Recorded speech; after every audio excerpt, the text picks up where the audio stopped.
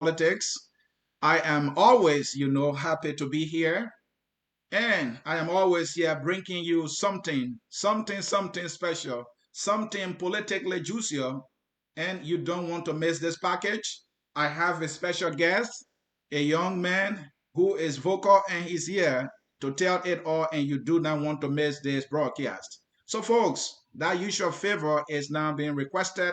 Hit that share button quickly because he has a message and he's willing to share that message with you.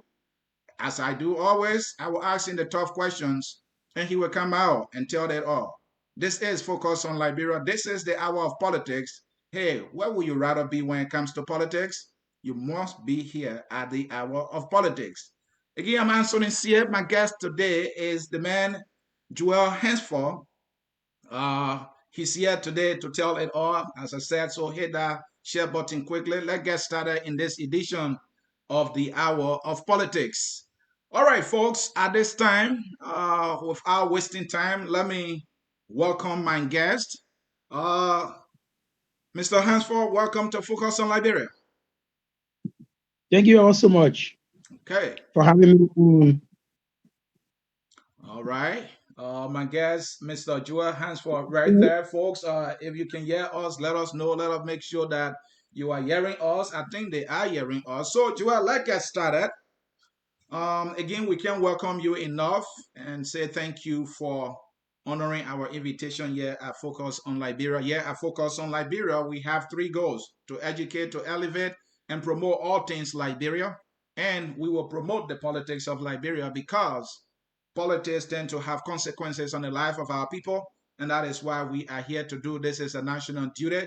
Those who have joined us, we want to let you know our programs are also being aired on Radio Wesu Broadcasting Service. That is in Wiala Mangibi County on FM 88.9. You don't want to miss that. So when you are being heard here at Focus on Liberia, the people in Liberia also listening to you. And by the way, this program is being aired in 9 counties in the Republic of Liberia. So that is what we are doing for you here. So Jowel, let's get started.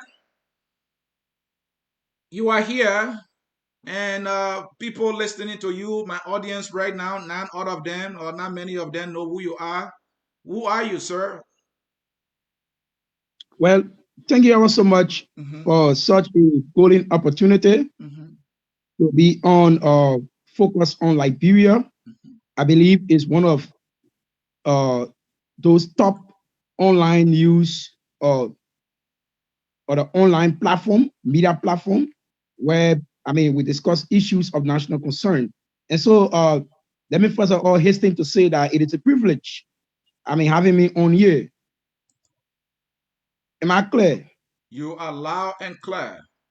Okay, very good. So thank you ever so much. Now, Jowel Hansford is a Liberian by birth. I went to school in this country. I graduated from the African Methodist Episcopal University on Camp Johnson Road, where I studied economics and management. I've been doing a lot of work around trying to prepare myself in terms of having something up in my head. And I currently work with the Central Bank of Liberia in my capacity as a revenue analyst. But before that, I graduated from high school in 2008, 2009, and I joined the CDCian immediately when I went to college. That was in the same 2008, 2009, imagine. And let me just share that story with you shortly as I go further. The same year we start Wyatt. In fact, the very last Friday, because Wyatt exams will normally end on Friday in this country. So that very last Friday, which was the last test, the following week was the AME University entrance. And without having Wyatt result, or without having my final clearance from my high school, I mustered the courage to go and sit university entrance. Can you imagine that? And so everything happened within a space of time. The moment Wyatt result came up that year, that same time, AME result came up, entrance result came up, and I passed. And so I was ready to go to college right away. I didn't have to wait. And so when I went to college, I started affiliating with activities of the CDC on the campus on the campus of the AME University. Okay. I started affiliating with some accelerates. And so the CDC-ness started to grow in me. And so we were invited to our first meeting in 2009, then at the 9th Street headquarters, where our party headquarters used to be on the 9th Street. We were invited to our first meeting, and then we were recruited into the cadre training class of the CDC to be trained as young, or the intellectuals, people that will be on the different university campuses to expand the ideas of the CDC and across the length and breadth of this country, especially so at a time when associating with the CDC what seems so wrong. People say a lot. The moment they get to know that you are a CDC, they call you stupid man, they call you hooligan, they call you talk, they call you all sort of names. And so it was at that time we became members of the CDC, and we had no fear about that. And so this is Jowel Hansford today. I've grown into the politics of this country, and I too have an opinion, and I too have to say because political discussion. And so that's just who I am. Thank you. Okay, folks, you heard it there. That is the man, Jowel Hansford. He's my guest. And as you can see here, our topic is a disenchanted sedition tells it all. Now, for clarity, let me define for you what that word disenchanted means. The word disenchantment means a feeling of disappointment about someone or something you previously respected and admired. So Jowel today, like many other members of the CDC party, are in this situation. They are disappointed about their party and about their leader. Somebody they have respected and maybe continue to respect today, and the party that they continue to admire, they have admired, but today that admiration is not of the same length anymore. They are not feeling that love because things happen along the way. So I'll read that again. A feeling of disappointment about someone or something you previously respected or admired. So when you hear somebody from the CDC is saying, I am disenchanted, it means they are disappointed now about the thing or the person that they loved yesterday and admired yesterday. And so, folks, I wanted to make that clarity so you will know. So, Jowel, let's get started here quickly. You just told your story about how you joined the CDC. Further on your role in the CDC, tell us, did you play any leadership role, like, or were you just there as a member? I know you said, you were trained to be able to propagate the message of the CDC, but were there any specific roles that you play in the CDC as a member? Thank you very much. When we were recruited from the different campuses of the institutions of higher learning in Liberia, we were trained, like I said, as intellectual cadres, to be able to espouse the views, the goals, and the aspiration of the grassroots of the biggest grassroots-based political organization at the time, the CDC. Yeah. And so by that, we were, I was recruited after our cadre training. We were recruited to form part of the intellectual response unit of the CDC. So you were a member of the intellectual response unit. I thought as a member, maybe with the youth wing, whether you serve as Secretary General. I will go to that. Okay. That was the first role I had to play in the CDC. When I went to the CDC as a young, patriot, I had to serve at the level of the intellectual response unit, headed by the late James Gray. Peace be to his ashes. Anybody who's been around activities of the CDC, they know the role of the intellectual response unit at the time, from 2009 all the way to 2011. That group was established to promote the vision and ideas of the CDC and to challenge national government intellectually and propaganda-wise. All right. Fast And forward. as a member, as a member of that group, I was one person responsible to place, to work a champion that cause every now and there. And so fast forward, I went on to become a member of the youth wing of the party. Okay. Then my own friend and brother, peace be to his arches now, Buku Gaylor. Anybody who been with the CDC will know Buku Gaylor. He has since died, I think sometime last year. Buku Gaylor then was a chairman of the youth wing of the party. And we worked with Buku Gaylor, and that was how I even came in contact with my own friend and brother Jefferson Koji today. Okay. Koji too Koji too was recruited to the youth league. Then he just came from high school. And so everyone of us were there, although not having sufficient political direction, but we were following party dictates and party mandate. And so that's how everyone of us grew up in the CDC. Everyone did not have to fight for any leadership position in the party, but for some of us, and I'm the kind of a selfless guy.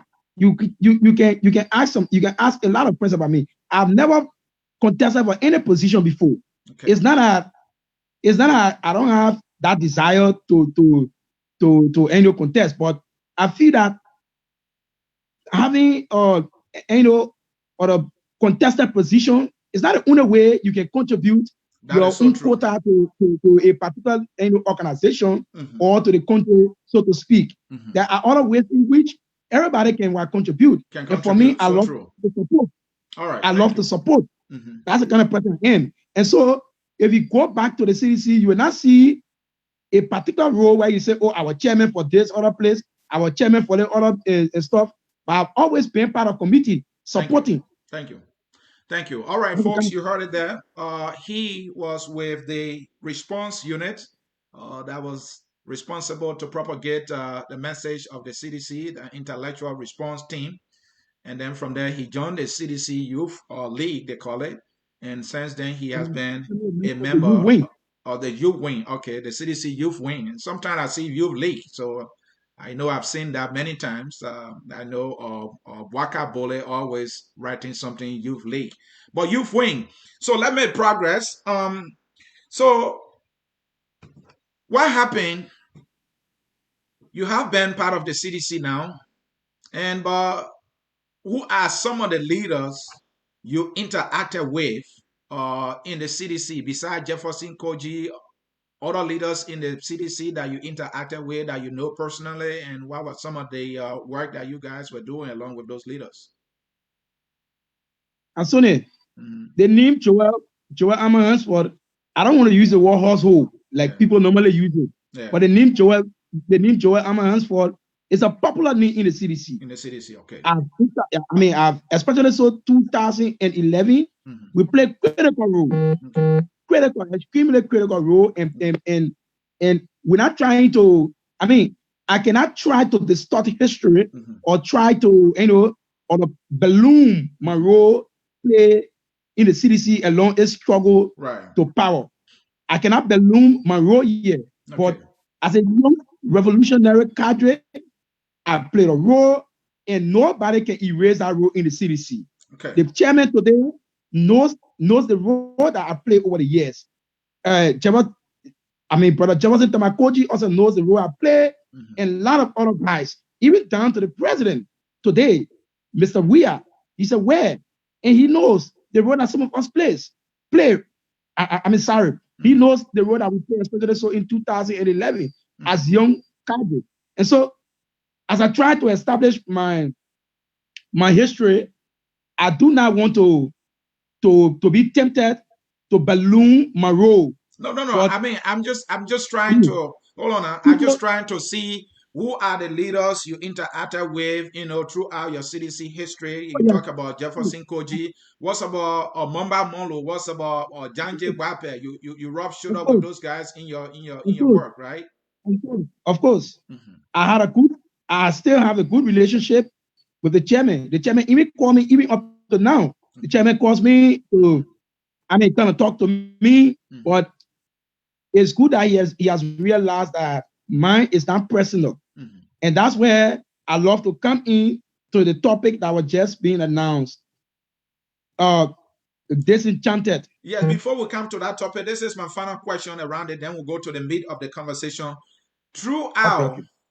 your membership with the CDC, your work with the CDC, throughout you propagating for the CDC and defending the ideology of the CDC, did you hurt people along the way? And I want to get that because we have seen that, young people coming up, sometimes your father, your mother, or, some teachers or people in your community, big brothers trying to tell you, hey, and then you're like, no. I mean, did you at any time hurt some people along the way while you were trying to defend the ideology of the CDC?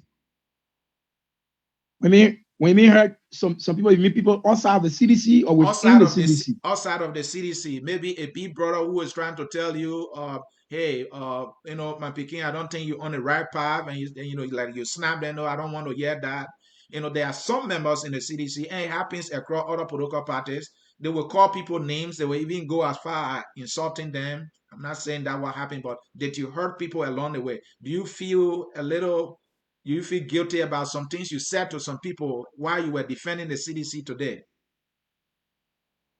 The first thing I love to say in our direction is that Mm-hmm. I think this is not a courtroom conversation. Right. This is not a courtroom, and it's not like a political trial or Right. a tribunal. Mm-hmm. But let me say this: I owe no apology to anyone Mm-hmm. for the role I play in bringing Mr. Weir to power. Okay.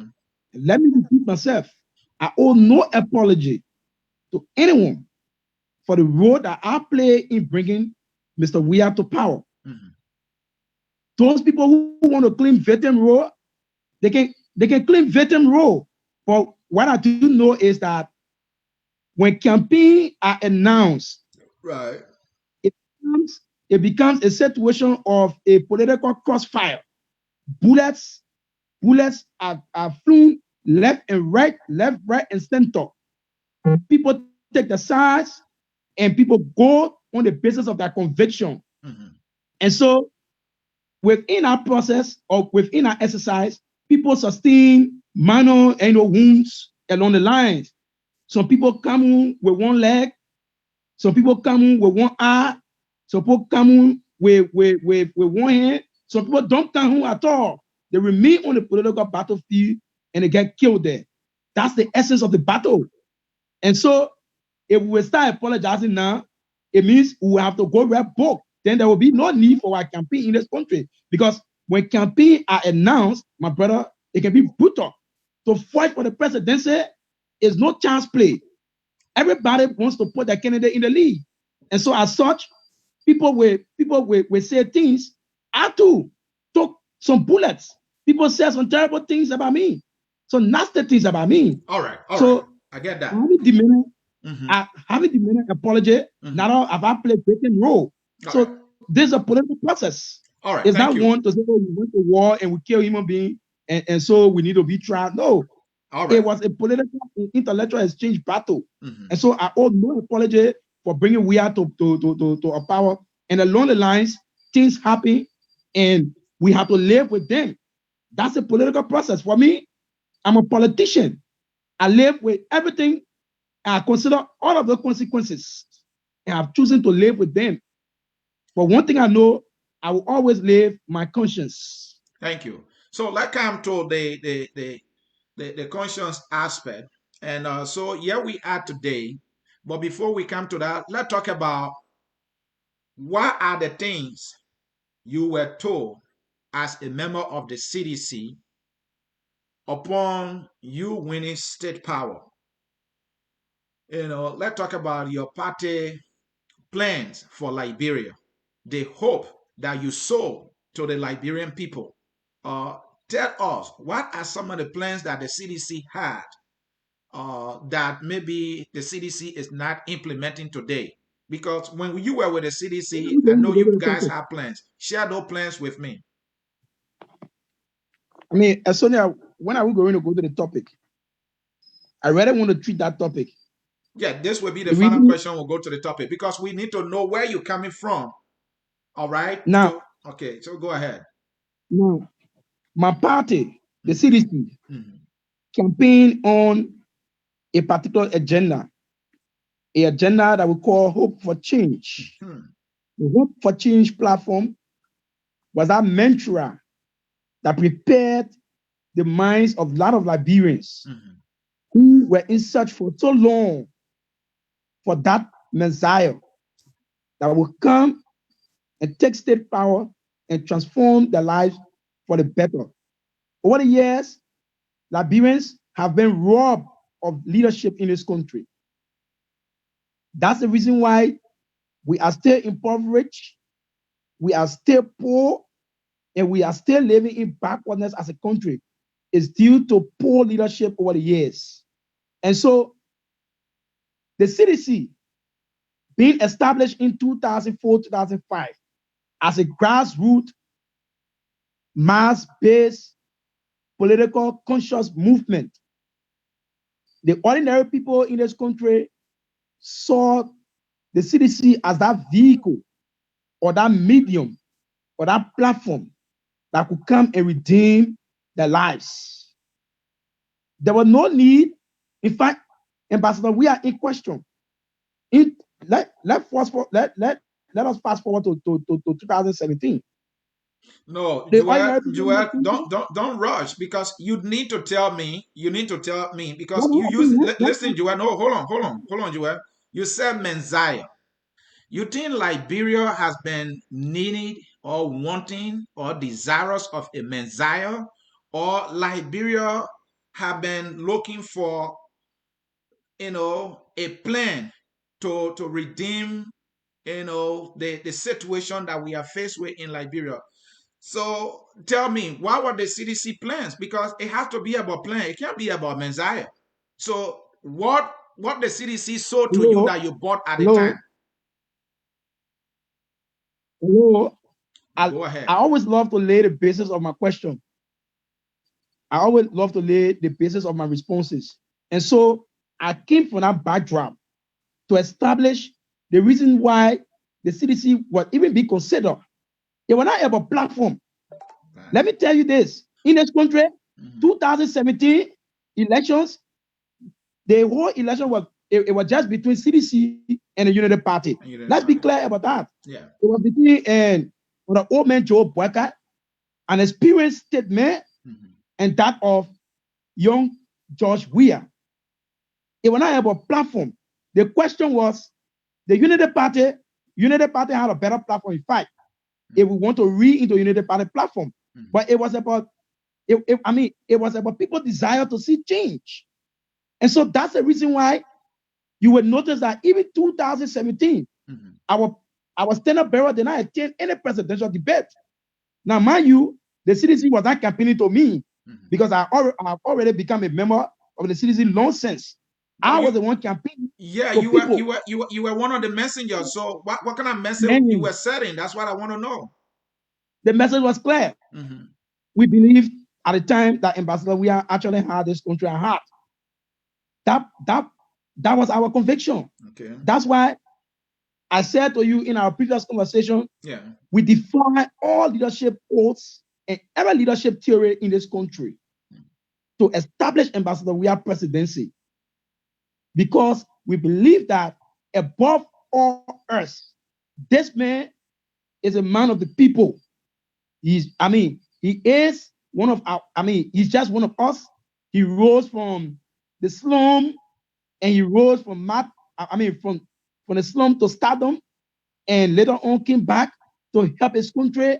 He was involved with bringing peace to this country after we went into a brutal and devastating civil crisis that lasted for more than 14 years. Ambassador Weah was very instrumental in using all of his, other accolades that he acquired from the other international scene in bringing peace back to Liberia. And so people said, this man has served this country. He has not stolen a cent. He has not stolen a dime from this country before. He did not participate in the war. He is not part of the destruction or that generation that led this country into war, and destruction. He was not a part. He's a clean man. He's a pure man, regardless of all of the lapses that he's not too educated, he's not too sophisticated, and he doesn't really have what it really takes to become a president. But hey, we have had too many of that too. We have had educated people, we have had sophisticated people, we have had people with wealth and connected international rapprochement and clout, but yet they failed to deliver the Liberian people. And so we believe that in spite of all of the lapses, in spite of all of those things that were outlined as a shortcoming, we believe that this man, being a man of the people, somebody who get a country at heart, we believe that he could take over this country and he could become a practical leader and he could become somebody that could transform this country and change the suffering narratives of our people for once. But this is that was the message. This is the reason for my own outburst. And that brings us to the topic, right? Yes, that brings us to the topic. So that was your belief then. That was your message then to the people. And so what is happening now? This is what's happening now. And before I go into that, the topic disenchantment, I like when you try to define it from the dictionary context. Right. But we need to put it in the context of the CDC right now in terms of what is obtaining in Liberia. Right.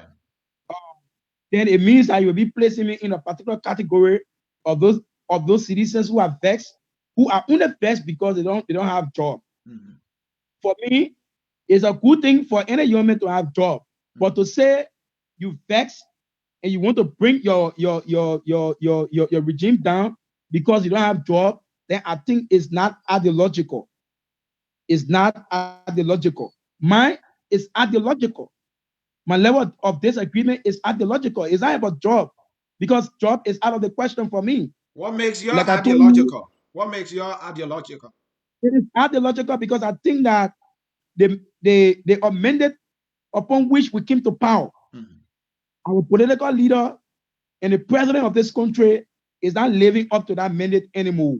He has placed his personal interest above the interest of the Liberian people. Yeah, but before that, tell my audience, what was that mandate that brought you guys to power? What was that mandate? The mandate is just simple: take over this country, provide practical leadership, and change the lives of our people. We believe that you can make it because you already know our suffering. Of course, Ambassador Weah understands the suffering of the ordinary people. Even now, while he's president, he still understands the suffering of our people. But it is sad that he has placed his interest above that. And that's what that is what is responsible for my own level of outburst. So my disenchantment in this context is not about job. I'm not one of those citizens crying because I don't have a job. Like I said, I have a job, and I have decided that I can even put my job on the line if that's what is required, just to bring some sense to this conversation and to bring some sense to our national leadership and to remind our president that we are not proceeding rightly and there is still time. It's not too late.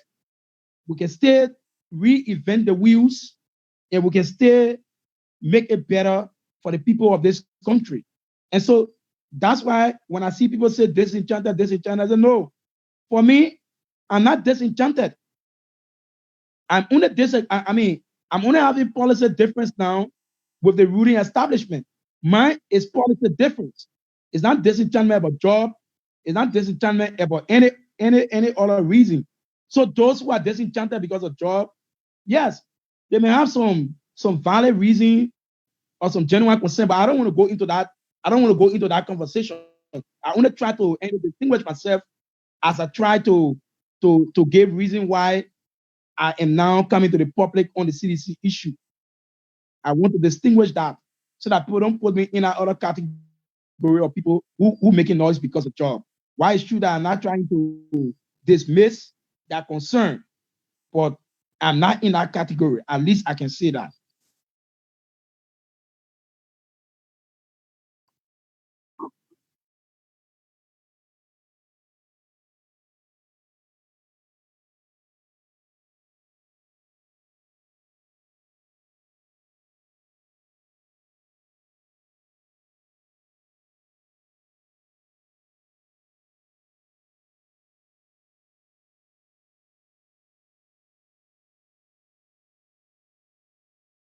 Okay.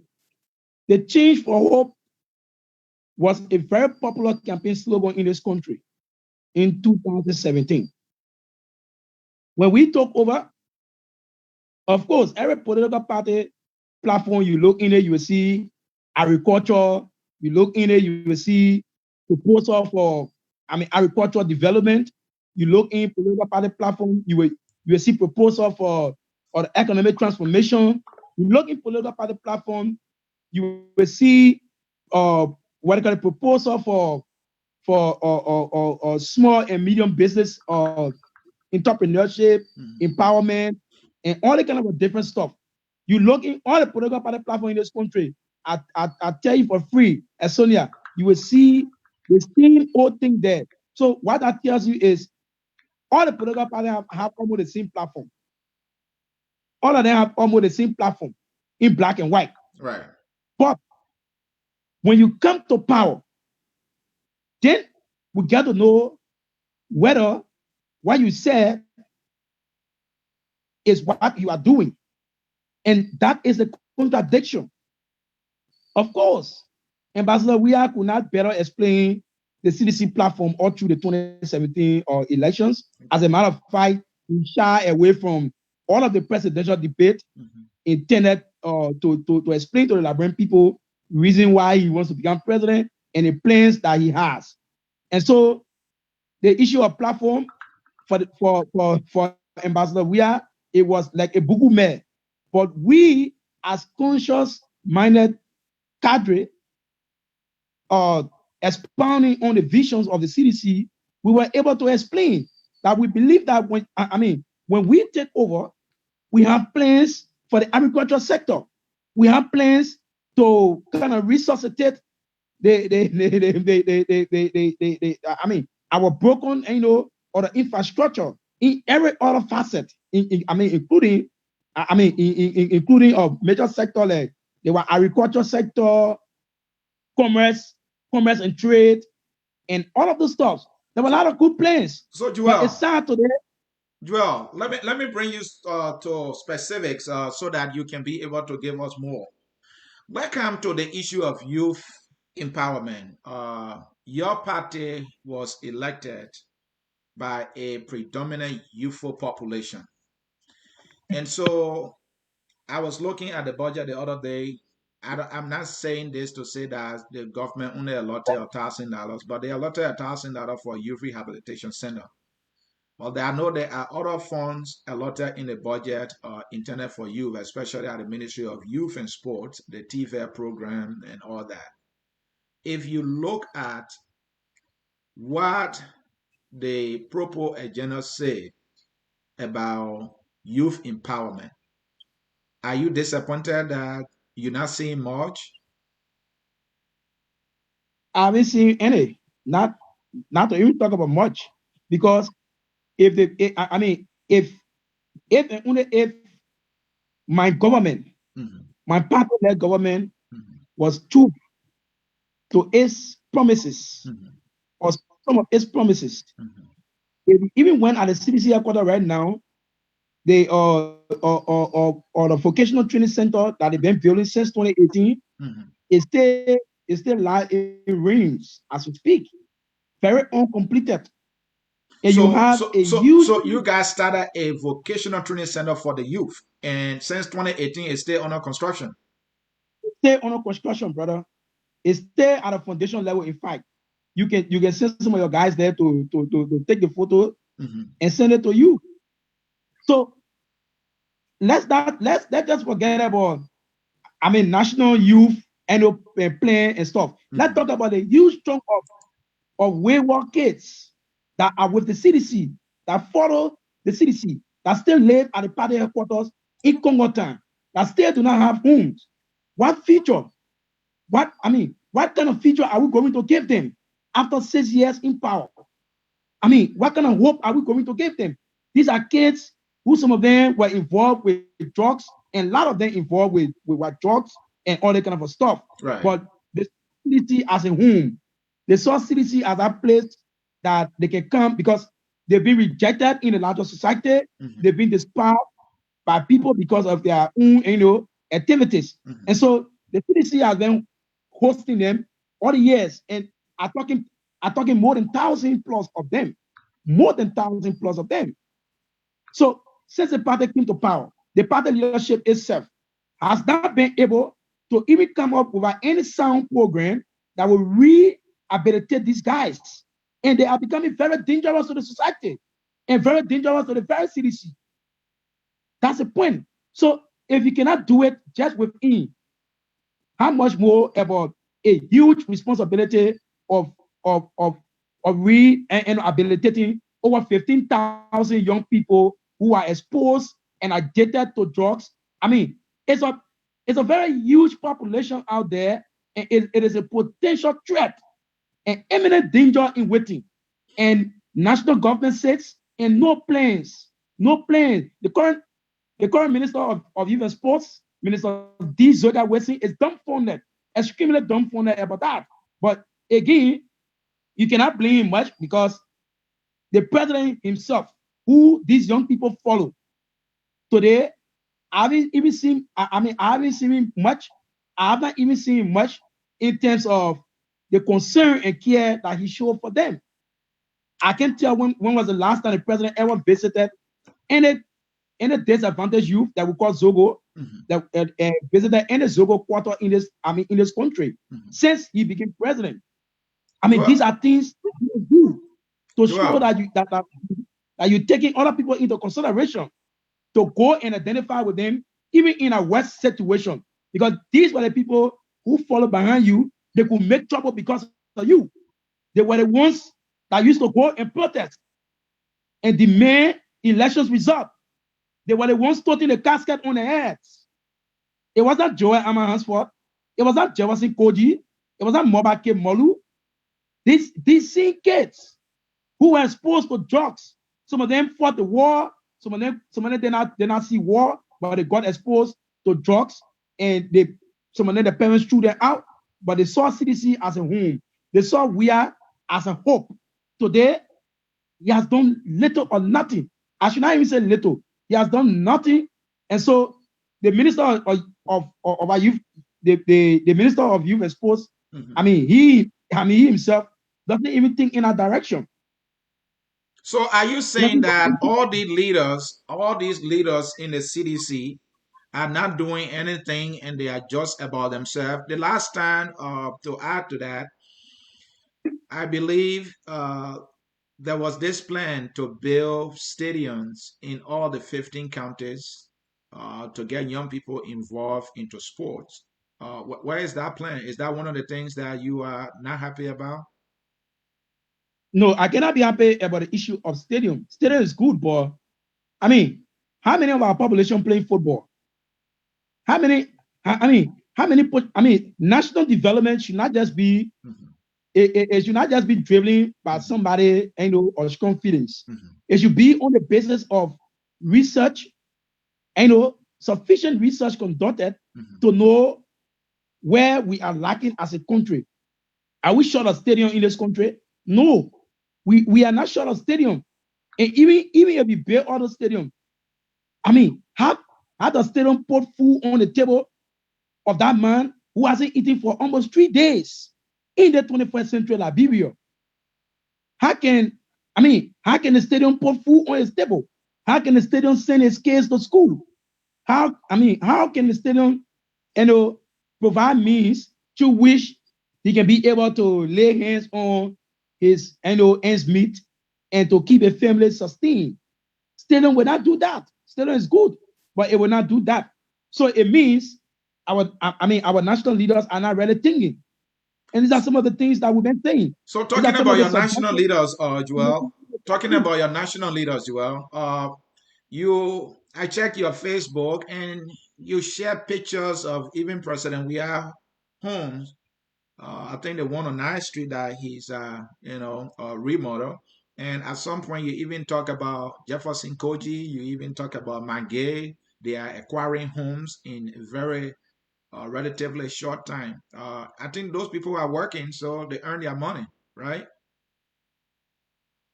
Uh, One of the words we used to use in a opposition when we used to call on the radio Hmm. to deal with Manaseli will always say, you don't need to be a rocket scientist to know that Ellen is stealing from this country. You don't need to be a rocket scientist to know that Rabbi Salim has stolen from this country enough. When the journalists ask for proof, we'll say you don't need to be a rocket scientist. So the question now is today, do I really need to be a rocket scientist now to know these things? It's clear. It's glaring for the president to come to power in less than 3 years. Even if he was a millionaire before, the fact that he did not acquire all these assets and he's acquiring them now, in the words of my friends from the CDC before, I don't need to be a rocket scientist to know that my president is acquiring wealth at the expense of the state.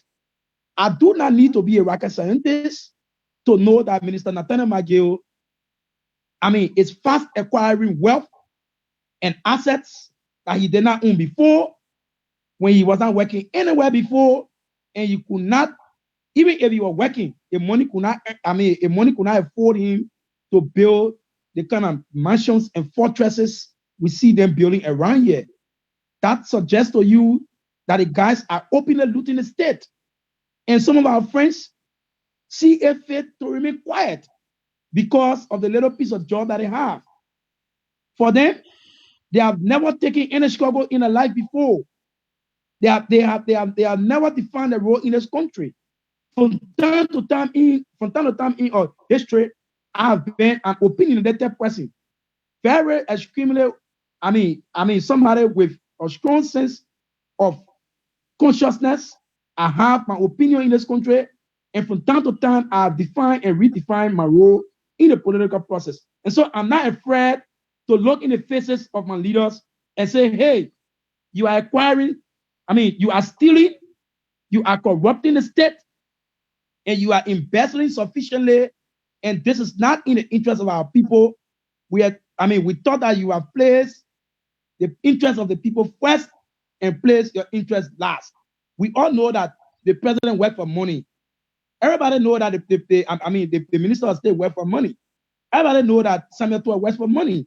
But it sounds so fishy, very fishy, to see the president acquiring assets on a very large scale.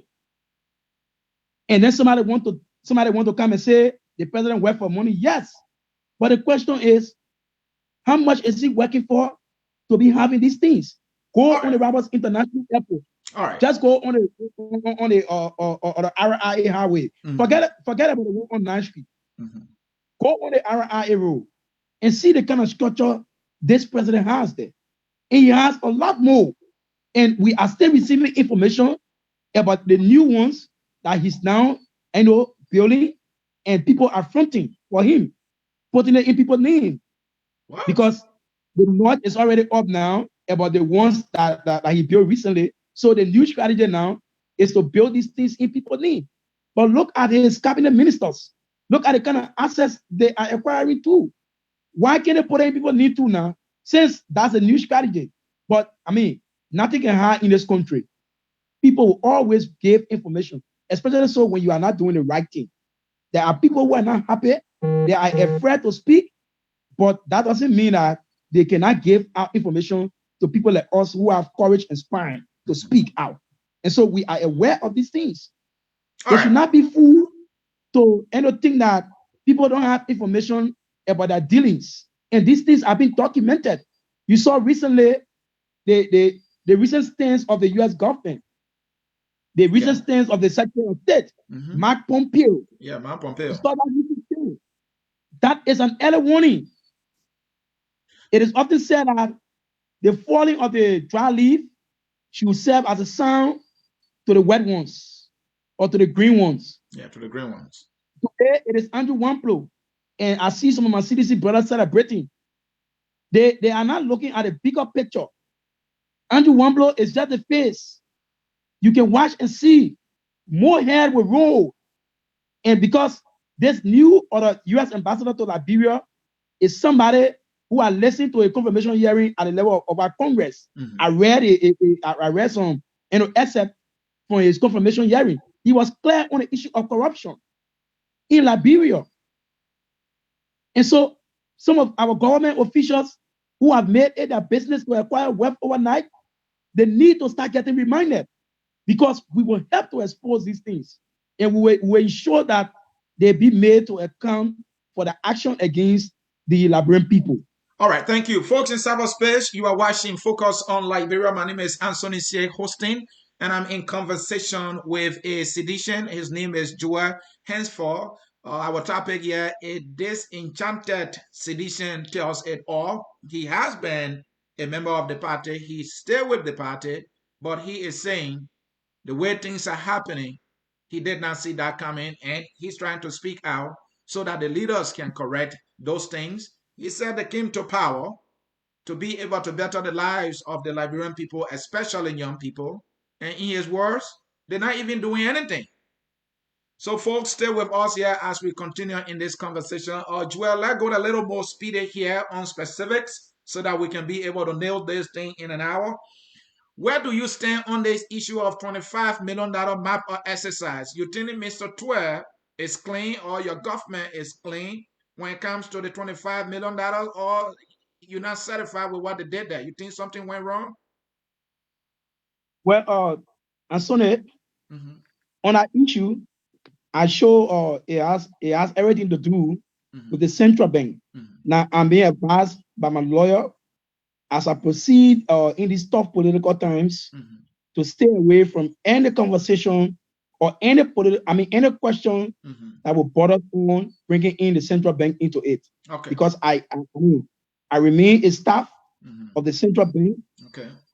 as we speak, Mm-hmm. and I've also committed to I've also committed to confidentiality issue, Right. and so That is fair. I want you to please forgive me on that question, All right. because I've been advised by my lawyer to be very cautious as I engage the political climate, not to get carried away by questions that will bother us. That will attempt to even bring the central bank in. So I do not want to mention, you cannot discuss the mop-up exercise without discussing the central bank. All right. So I Thank don't you. want to be. Yeah.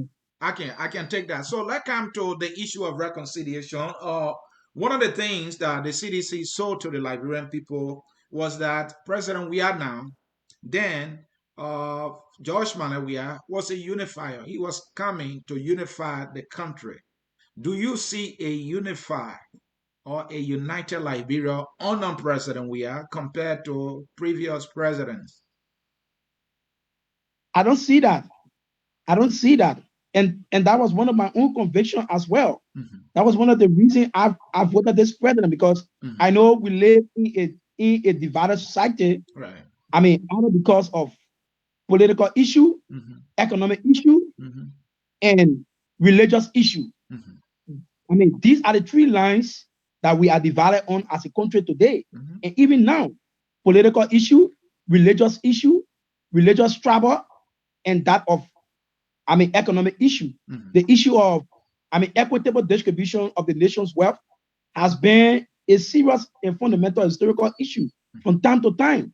And that's one of the reasons that led up to war. People were being denied equal access to the wealth of the state.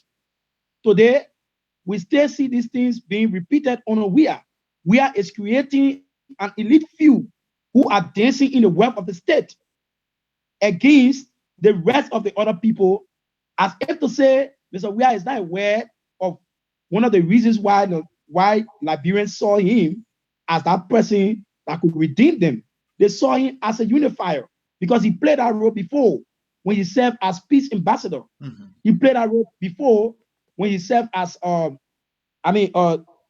ambassador for peace at the level of UNESCO, UNICEF, and all the other international UN organs in restoring peace to Liberia and to other African countries, like the Darfur region. He went there too and talked to people there, using his clout as a former footballer who became world best, African best, and everything. He's loved around the world. And so everywhere he went to restore peace, people use his image there. And so we saw him as that person that would reconcile this country, at least for once. Today, this country is divided now than ever before. Liberia is divided now than ever before. The issue of reconciliation seems far from reach under Weah's presidency. And Joel, it said that hold on there. It said that no, I All the wanted to different ask. protests around the country, Joel, I wanted to all the ask. different It says that the president is now willing to unify Liberia, or he does not have interest at all, or is it that he does not know how to do it? interestingly, like I said, this is one of my frustrations in this president. Mm-hmm. Regardless of all of what people said, we still said we will make the man president and he will learn on the job. Mm-hmm. He will man up to the occasion. Sometimes you get, you get a job offer in a sector that you never worked before. I just try to give a practical experience. Mm-hmm. You get a job offer, let you there right now, serving as a host and a presenter on an international media platform Mm-hmm. where you were only invited as a guest before. Like you told me, Right. today you are now playing the host role and a journalistic role Mm-hmm. because when you assume that responsibility, you decide to put yourself into it Right. and to learn everything about it. That's it. That's the that is a learning curve. That is a learning curve. But it is only sad that Ambassador Weah, since he assumed the role of the presidency, he has refused to see himself as the president. He has refused to man up to the occasion and to step up to speed and to provide leadership, quality leadership. That's one of my disappointments. People people predicted that, and certainly he is now making all of those predictions to come to reality. When Okay. people say you cannot do it, Mm-hmm. you cannot make it. When people underestimate Mm-hmm. your own potential, it is time for you as a normal, rational human being to prove them wrong and to prove them dead wrong. But it is sad that everything people ever said about this man's inability to provide quality leadership, they are all coming to bear. All right. What kind of president would be making music all day? Which president around Africa making music? Tell me, Ansonia, maybe you know of a president around Africa that is, that is busy making music so that some of us can know. Because if you get to power with all of those shortcomings on your path, I thought you should focus more. This country has a lot to do, a lot more to be done. I thought you should focus more on the issue of our reconciliation, on the issue of reviving our broken sectors, on the issue of how you can consolidate power. But interestingly, the president is busy making music and having fun, merry-making. Why the country is going down the drain? We have lost our membership with ECOWAS. We are now losing our membership with our regional bodies that we are founding members of.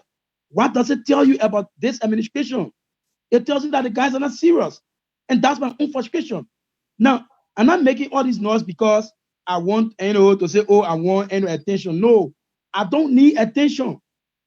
I'm only trying to distinguish myself from all of the, from all of what we see going on here because I have my own political future as well. I have a life beyond George Weah. I have a life beyond CDC. And I believe that I can only achieve that life provided if I stand up today and speak against what is wrong because I spoke against them yesterday. So if I remain tight-lipped on them today, what will the future hold for me tomorrow? All right. Also, Joel, like I'm to the aspect here, there has been this accusation, this Roman chatter in quarters about our president in a constant habit of giving jabs to women that somehow having to be his, concubine. And we heard about sunshine, we heard about ice cream, and we also heard something about woki woki. So you in the party, are the Romans true? I mean, is it that the president giving job to people he has some form of quasi relationship with? Now, all these things are allegations, and I cannot speak to them because Hmm. I mean I'm not in people telephone to know the conversation they're having, the chat, the messages and phone calls and stuff like that. Right. So with all due, respect, I cannot speak to that. But right. if it Then is the first lady being in the budget. Hold on, Joel. The first lady being in the budget.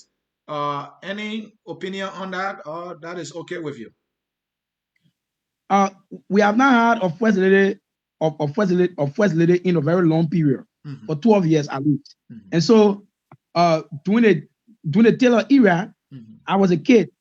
And then Madam Jowel Howard Taylor, the current vice president, was a first lady then. Right. So I don't know, or I can say how she ran her office as first lady under former President Taylor. I don't know whether she used to receive money through our national budget. But interestingly, when Taylor left, when Madam Sirleaf came to power, we never had a first lady because a female president, will not get a first man. And so for 12 years, and some of us, I got open to politics under the early administration. And so for 12 years, there was no allotment in the budget for first lady. Interestingly, we have a male president now, and we are seeing money in the budget for first lady. They need to tell us whether this is a precedent or whether this has been precedented. Because sometimes policy is based on precedent. Governance is based on precedent. What took place in the past, especially so if it was good, then it can be repeated.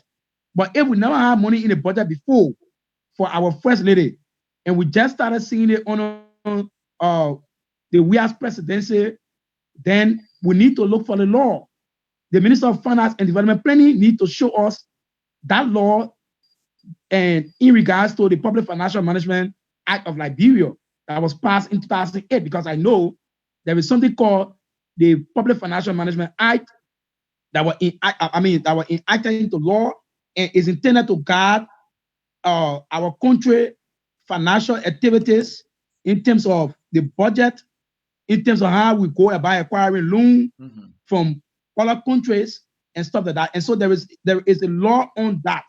So if there is no law that says we should make allotment to the office of the first lady, then it will amount to a form of corruption. So we all need to start asking that question. Thank you. Let's come to the final segment of our show. There are many CDCians. Many of them play leadership roles in the CDC. They have not been factored into government. Do you share any disappointment along that line too? I'm sure you know some of these leaders. And this speaks to unity or disunity in the CDC. Where do you stand on that? There is a huge disunity and disintegration in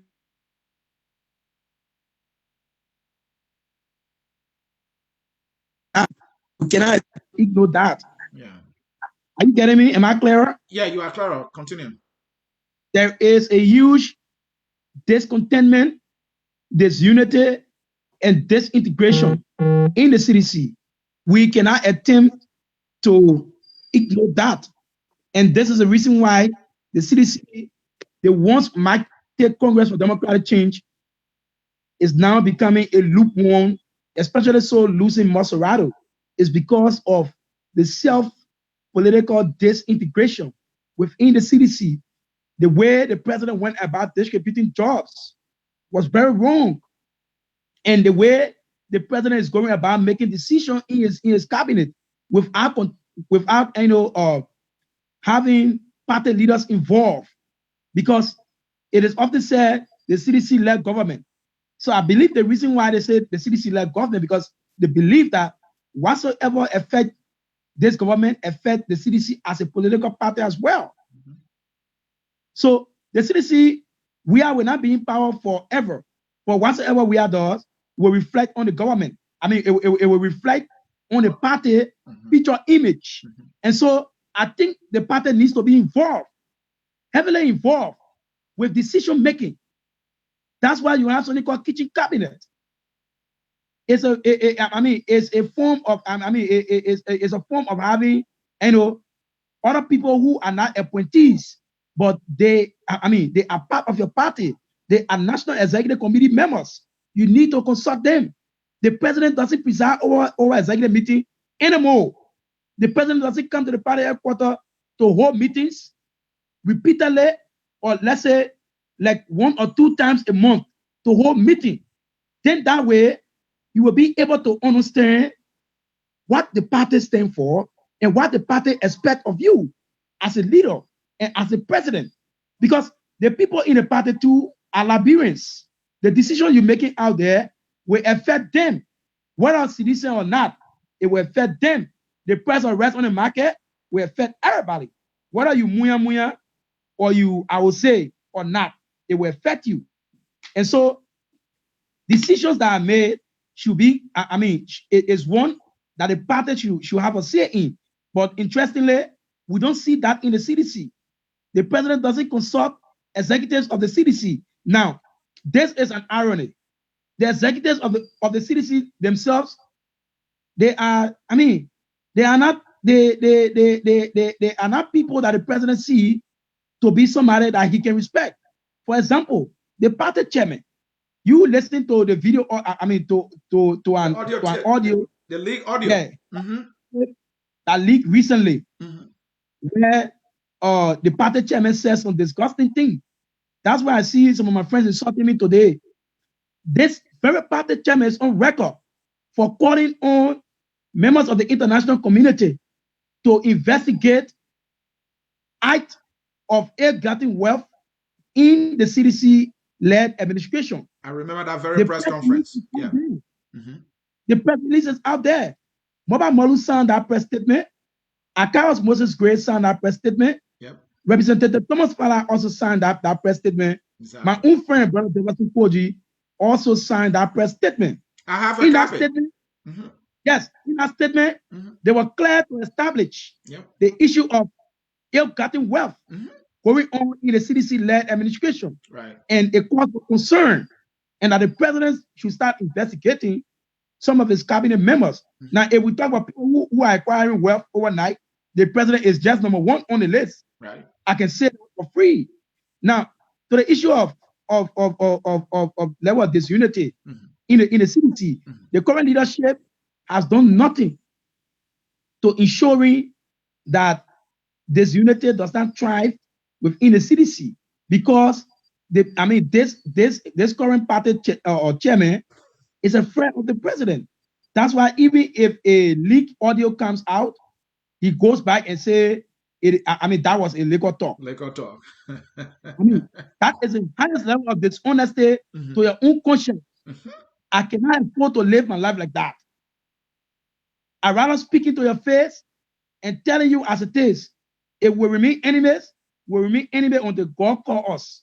But God knows my heart.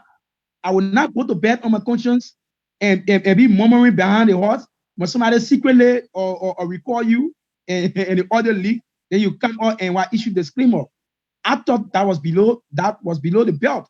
But it happened because the leader of the party, is somebody who has so much fear for this president, and he's not brave enough to speak to the face of the president. And so there you have it. So you see all the other people who are disenchanted, where do they go? That's why you see them protesting today. I saw a lot of disenchanted citizens who just protested recently. They had an elaborate press conference to express their disenchantment about job, about abandonment, and you can go on naming the rest of them. If you have a sound party leadership, these things will not be happening, because the party leadership will arrest that identical situation and see how best can harmonize it and take it to the president. By the way, I spoke to one of the disenchanted CDCians, and what he told me was very painful to listen to. He said, in his presence, some of the party officials selling scholarship to opposition figures. I repeat, he said, in his presence, some party officials are selling scholarship why they can get a scholarship. And it was painful to hear. But again, the question I wanted to ask here is that stay on this unity. I want you to speak to the issue of some key members or leaders in the CDC being ostracized completely, and then I want you to talk about what's your view on the president firing other people, and sometimes there can be issues about other people, and then the president can't take decision. You think the president is selective? We heard about Blama being fired, Mosoko Fala, and maybe a few other people. But some people, similar accusation came against them, and they are still on the job. Is the president selective here in taking action? I want to think so. Okay. I want to think so. And that's why I said in one of my live videos, why this president is so much active in dismissing certain kind of people from his administration, especially so people of international repute, people who have international reputation, people who have character, people who have brought some level of credibility and face to your regime. You know, on the football scene, there are certain kind of players you will have on your team, like Messi. Yeah. You know, he gave that team that face. Even if Messi doesn't score that day, but the fact that Messi is on the field, you know what that means for the psychology of the other club. Yeah. Similarly, you need certain kind of character in your government. Your government is not one that is being respected out there. The facts are so glaring. Washington doesn't respect this government. You know that. You live in the States. Washington knows that this president is a playboy. So they don't take him seriously. Other countries, other development partners, they know that this president is a playboy. So they don't take him seriously. So you need certain, even in the region, ECOWAS, within the very region here, the guys, his own counterpart, Judas Madabio, the guys from Ghana, and the other guys from Iran, Iran or neighboring countries, they don't take this president very serious. They know that he's a playboy. So you need certain kind of people in your regime who will give you the face. You need men around, people who have acquired that international clout. Look in Weah's cabinet. Besides Senator Ditwe, who was doing consultancy at the Ministry of Finance and later on went to the African Development Bank to represent Liberia there. Who else can you point to in Weah's cabinet that came from a serious international background besides Dr. Masoka Fala? Who else? Call one. If you call one, I will call at least three. Wow. Let me progress. Let's come to the issue. Let me just go. All right, go ahead. I think that the president is not serious in fighting corruption, and he's only concerned about enriching himself. This is the reason why he will not dismiss certain kind of people. He did not dismiss Twe, and he cannot dismiss McGill after all of the poor performances. He cannot dismiss these guys, but you look at an important character, a figure like Dr. Masoka Fala, you dismiss him all because he refused to usher in an opportunity that will see you guys becoming rich at the expense of the coronavirus fight. Because the guys perceive that other people got rich during the Ebola crisis. Other people got rich from the Ebola fight. So they saw coronavirus fight as an opportunity to get rich too. Something that Dr. Fala spoke against so very highly. And so because of that, the regime saw him as the regime labeled him as an enemy of the state too. And so they decided that they will go after him.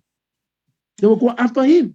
And do you care to comment on Wamodike, Councillor Wamodike, the president? And that's the point. You cannot dismiss a criminal like Dubuzi Wandubudike, a criminal like that who has brought so much embarrassment to your administration. Today, Ambassador Weah is still shooting he's still shooting Wandubuduke in his administration. These are people who present a very bad image to they what? I mean, to your government out there, they have to create a bad image. To have it's like you living in a house, you the hair of the womb, and your son is a notorious armed robber, and you know that, and you can say anything about it, and you still sheltering him. If they start to, I mean, if they start to talk about that, obviously you will be mentioned as a father. How can you have such a criminal?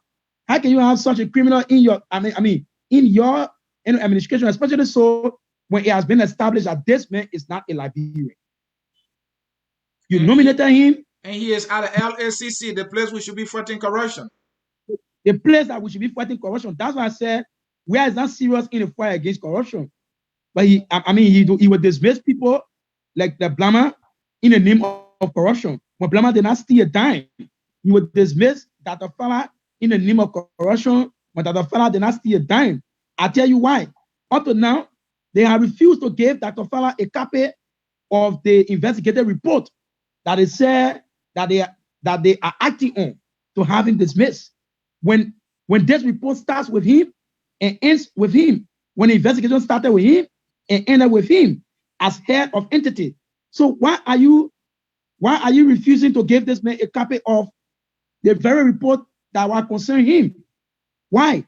It suggests that he was not dismissed on the basis of recommendation contained in that report, because those who presided on that committee, they are highly professional people, and they will not want to be used by this regime just to get at a professional man, because he refused to play to the sound of that drum. He refused to usher in corruption at the level of our Enfield.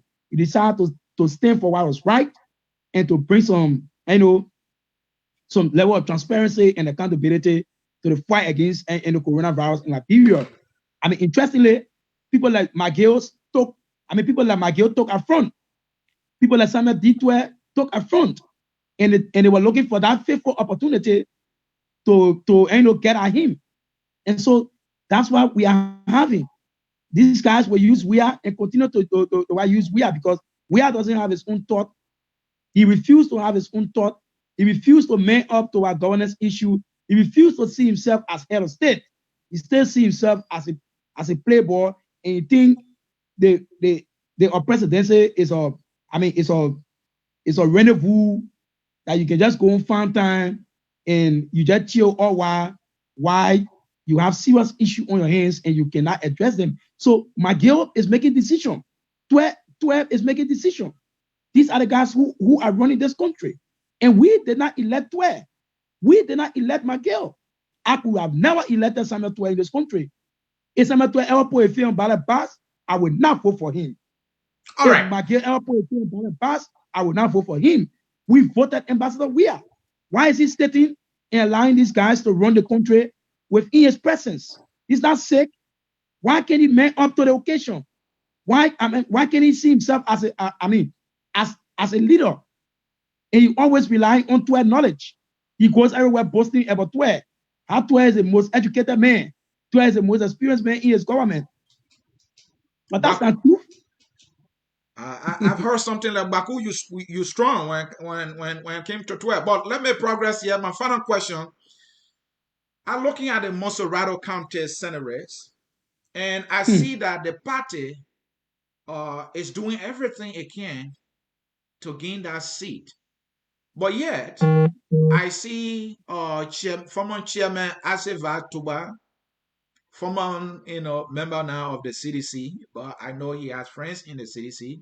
I see Jimama Wolokoli. My understanding is that she will be on the ballot. I see Phil Dixon.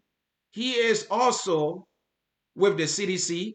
CDC technically has about 4 candidates if you include Thomas Fowler. What does that say about the CDC and its chances? That alone has served to limit the chances of the CDC in Montserrado. The chairman has always said, return and reclaim. Return, unite, and reclaim Montserrado. He asking all of his partisans to return to the Sakemo tree in order to reclaim Montserrado. Because losing Montserrado was a very serious blow to the CDC. That has been established.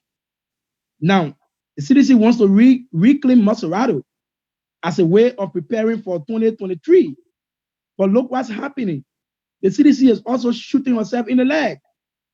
Away from those factors that Leonard DeLong, the kind of victory he got to become senator at the expense of the CDC, which could point to the issue of poor governance performance, our poor governance performance record, Leonard DeLong a golden opportunity to go to the Senate. Now, away from that factor, the CDC herself has created her own factor for defeat in Montserrado, evident by the fact that, like you rightly said, you have like four candidates in the race. And the chairman should not attempt to ignore that. He wants us to return to the Sakemo tree.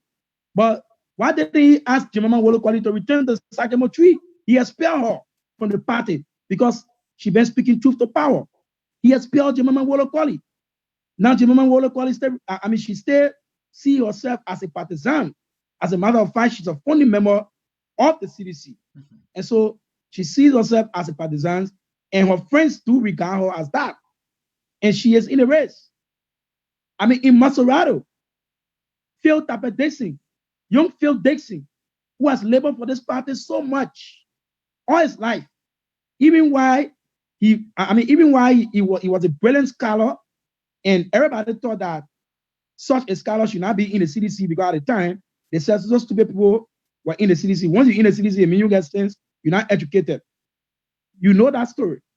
At that time, people like Phil Dixon, a brilliant scholar, a born scholar like Phil, was proud to associate and to work with the CDC.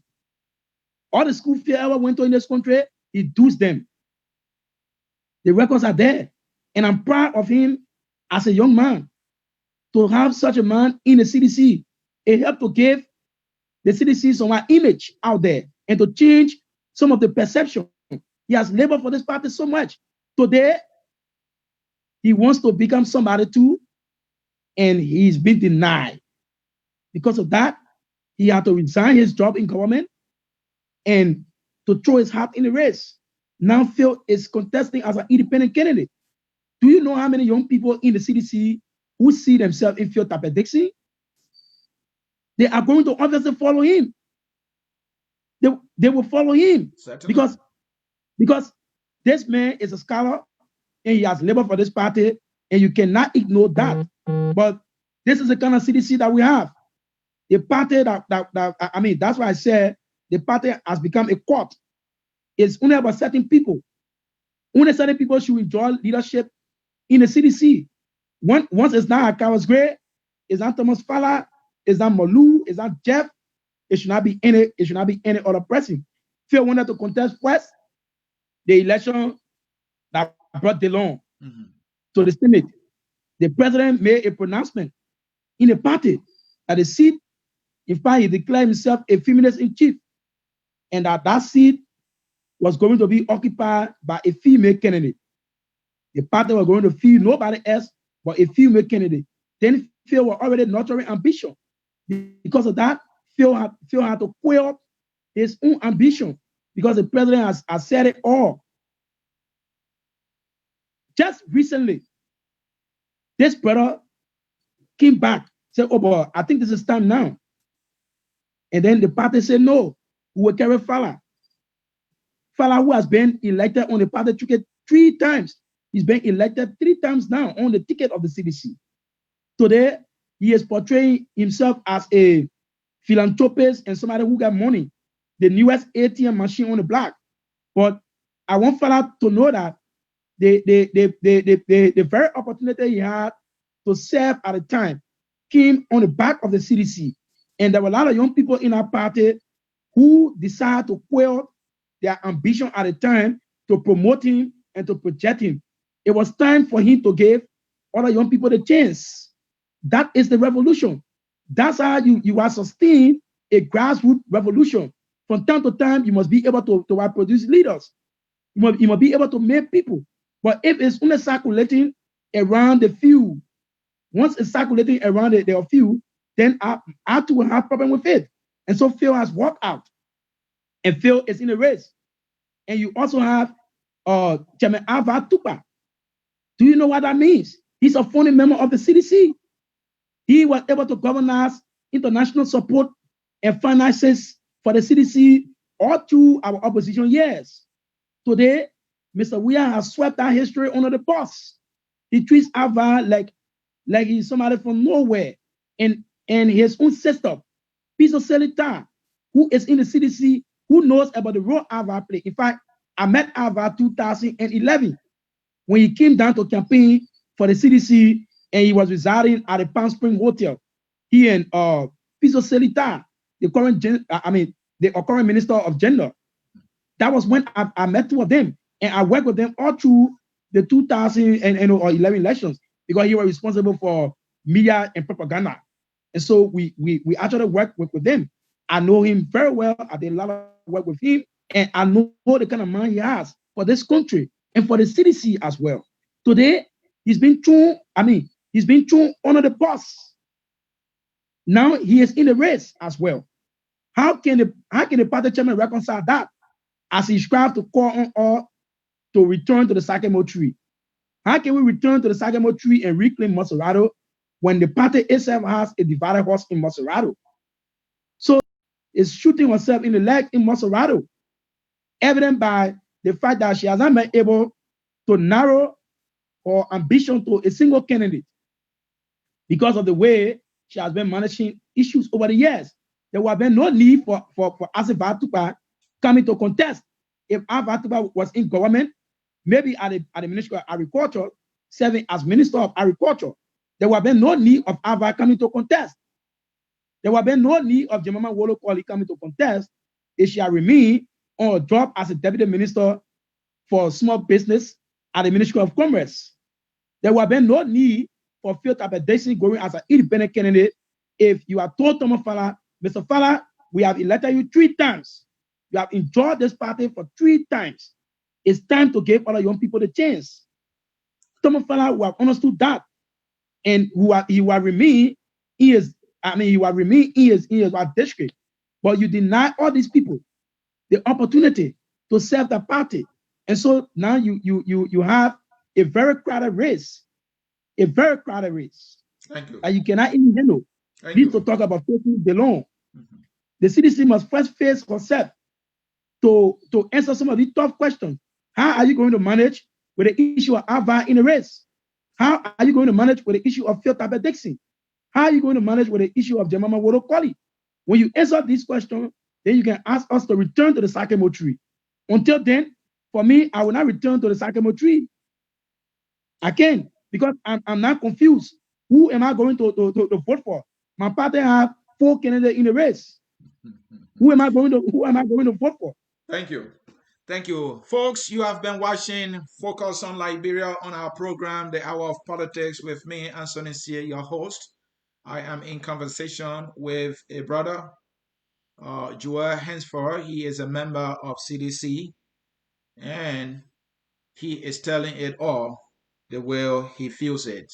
Welcome to the broadcast. Very shortly, we'll be concluding the broadcast here.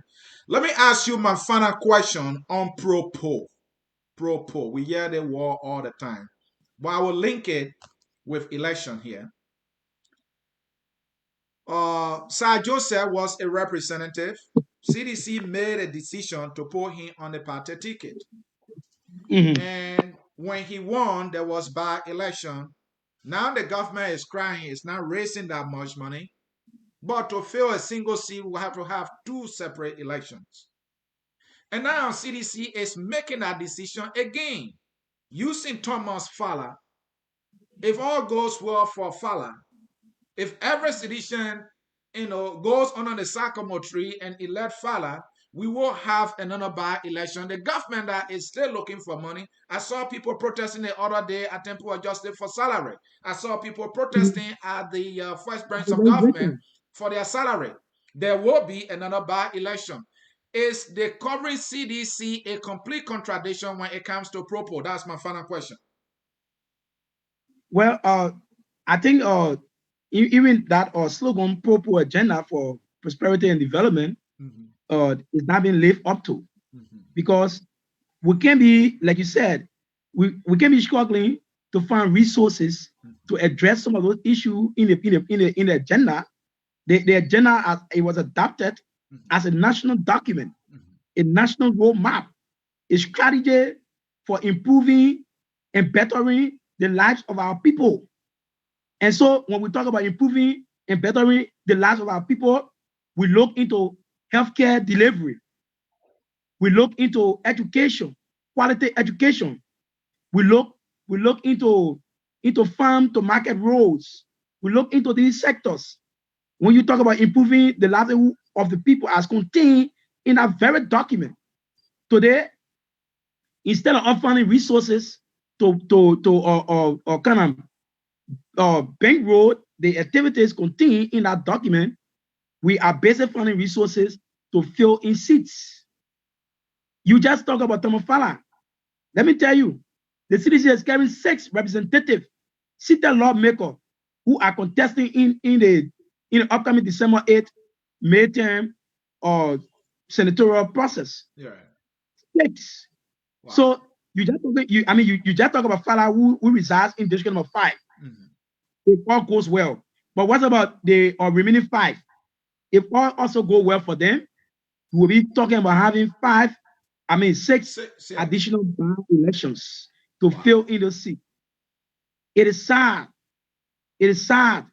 The party chairman sat there and endorsed. He sat there and allowed these guys to come from the representative position to contest on the party ticket. To go to the primary and of course, play the primary in a way that they have to manipulate the primary to favor those guys because they have cash. They are already seated lawmakers. They've been able to amass some resources. So they bought their way to the primary and they won those seats. Now, you're not looking at it from the national perspective. Like we said, you're going to create additional financial burden for the very administration that is struggling to find resources to be able to cater to other dedicated national issues. And so we will expect to have 6 additional by-elections, provided if all go well in your own word and these guys win. But we are hoping that they will not win because we want to save the state from by-elections. We want to save the state from spending too much money on elections when they should be spending that money at the Redemption Hospital.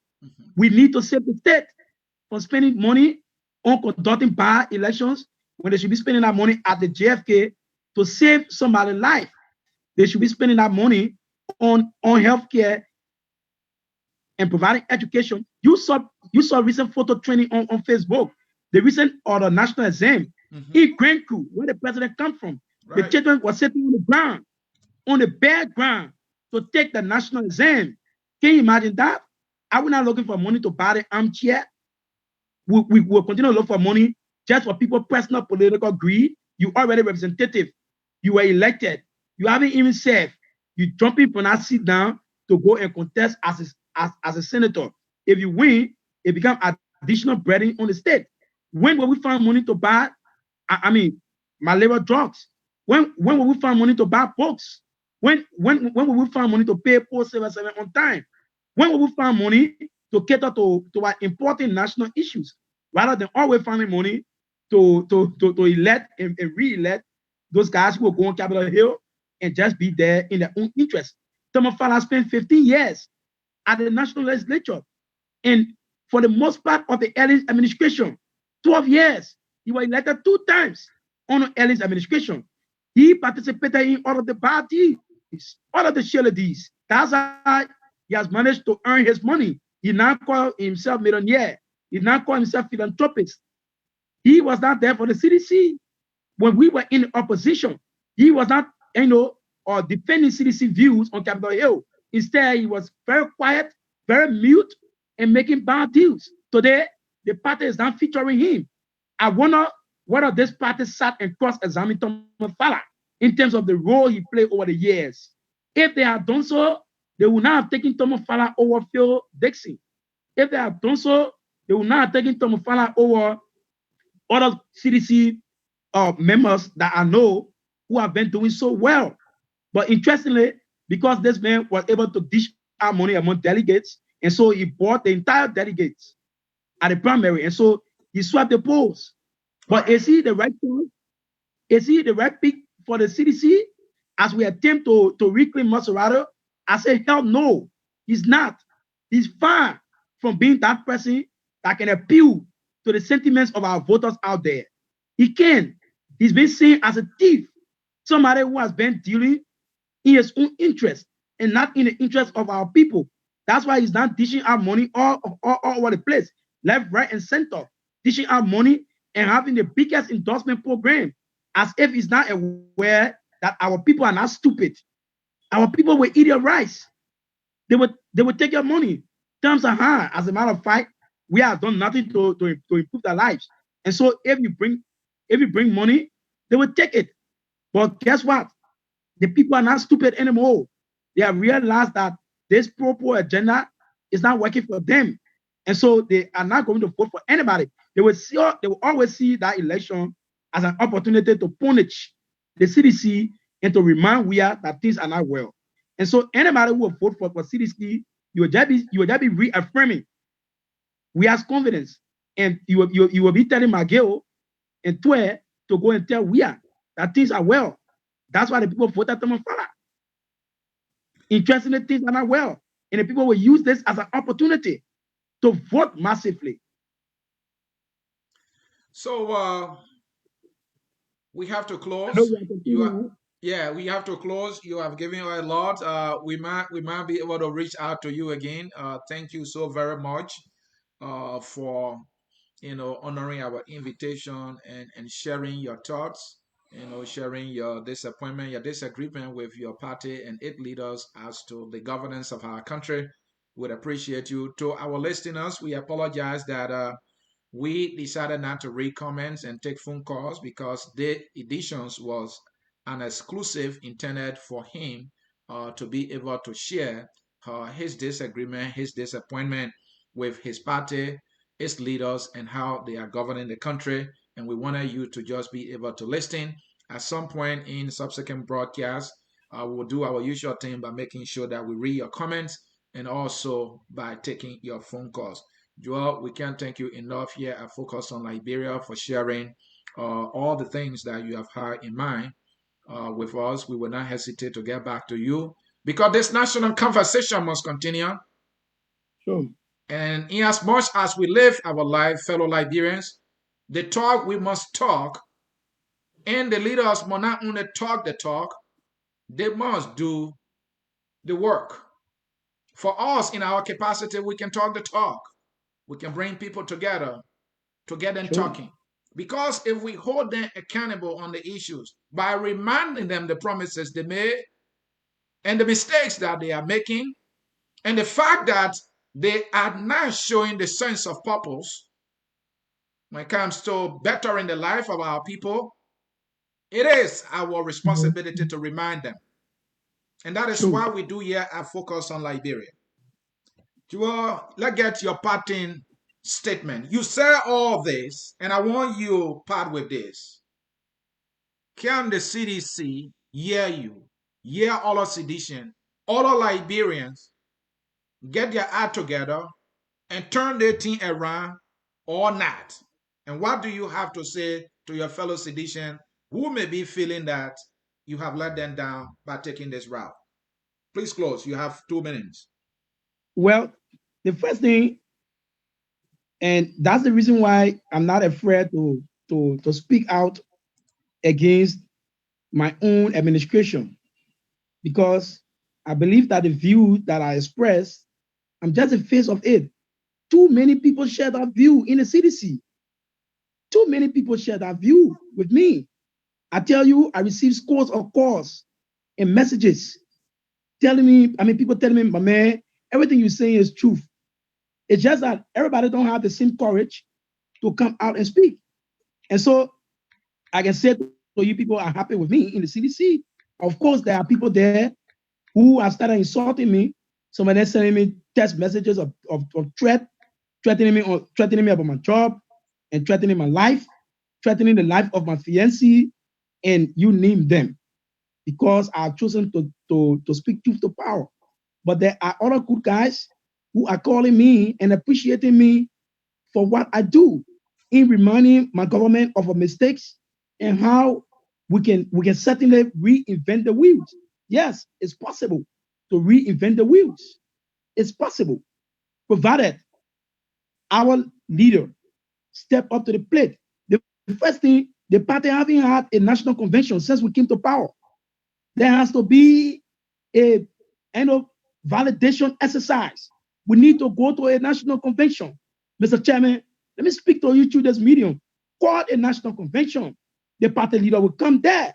The standard bearer and the political leader of the party will be there, and all of our party members will be there. The disenchanted, the flabbergasted ones, everybody will be there. And at that convention, we can be able to we can be able to assess our lapses as a party and as a government, and how we can reinvent the wheels moving forward ahead of 2023. But they are not looking at that. They are only looking at Montserrado senatorial race with the hope that if they reclaim their seat, then it will put CDC in a better position for our 2023. You are sitting on a time bomb. You are misleading yourself. Just in case you don't win Montserrado, what do you do next?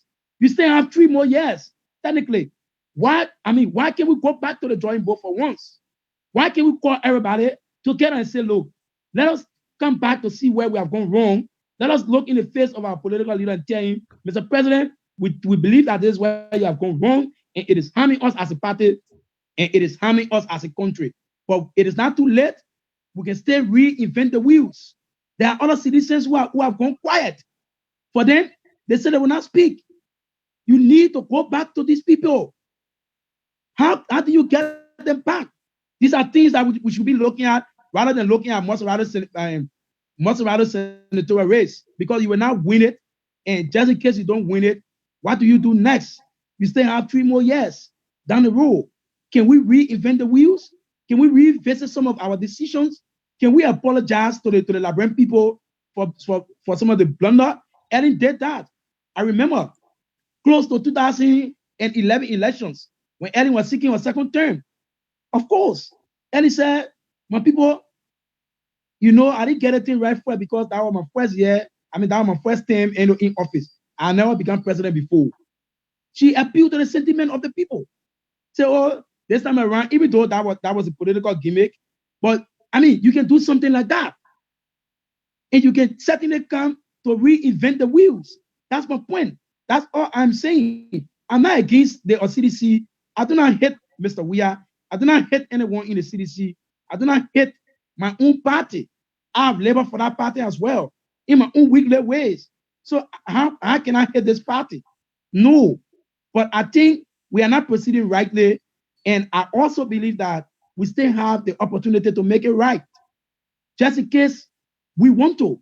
But if we don't, then fine. It will keep end up becoming wrong. And at the end of the day, it will not augur well for the CDC in future political processes. That's why some of us are now distinguishing ourselves from this. If I have a friend and I didn't know that he's a thief, and we've been rolling and operating, and people say, oh, my man, I'm a thief. I said, no, let me see it for myself. And I come to realize that indeed, this man is a thief. It is my responsibility to disassociate myself because I don't want to be judged along with you. And so that's a role I'm currently playing. It is my responsibility to disassociate myself and to disassociate my family name from everything that is not wrong with governance today.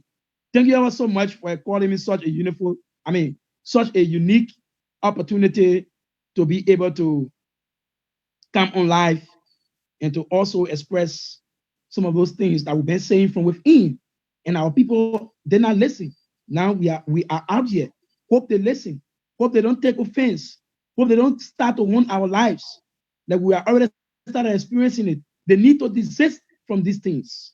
These are things that burn the image of your government. If people speak out and you go after them, the international people are watching. It will certainly come to haunt you. So let me conclude on that point, brother. Again, Jowel, we can thank you so very much enough for honoring this invitation. I focus on Liberia. Our microphone is always open for Liberians to be heard, and actually, that is our work. We are a conduit for national conversation intended for bettering Liberia and healing our country because Liberians have experienced so much.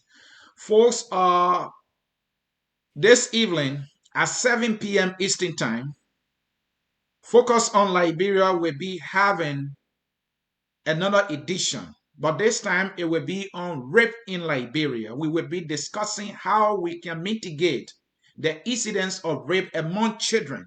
We'll be looking at primary and secondary prevention strategies. Our guest today will be Rachel Champion. She is a Liberian based in Europe, and she will be coming here to expound on how we can mitigate the incidence of rape, among children in Liberia. Watch out for that show. You do not want to miss it here at Focus on Liberia. Folks, this is what I have for you. You know, I always have something juicy for you. I can. The last time I checked my Bible, no, hold on. Leave, right? No, hold on 1 minute. The last time I checked my Bible, the Bible told me only the truth will set you free and nothing else but the truth. And so I want to use this opportunity as a talk show host to say to the leaders of the CDC, the leaders of our government, you have listened to the young man. He spoke out of no hate, but out of love for his people. The economy surely is in trouble. It's a fact. Surely the health sector is challenged. It is a fact. That is a truth. And that is why he's telling you, instead of you sitting idly and merry-making a Jamaica resort, do something. CDC has party that he loves so much is disintegrated. Some members are ostracized. Some people have been fired. There's selective justice in the land, and he doesn't like that. If he loves you, he must tell you. And that's why he's done here. And so, will you rather embrace somebody who loves you, or you embrace somebody who is not telling you the truth? But remember, only that truth will set Liberia free.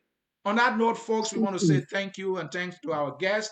My name is Anthony Sie. I am the troublemaker. Thank you and listen to this song and tag me later. Bye-bye. Jowel, thank you. We are Liberia.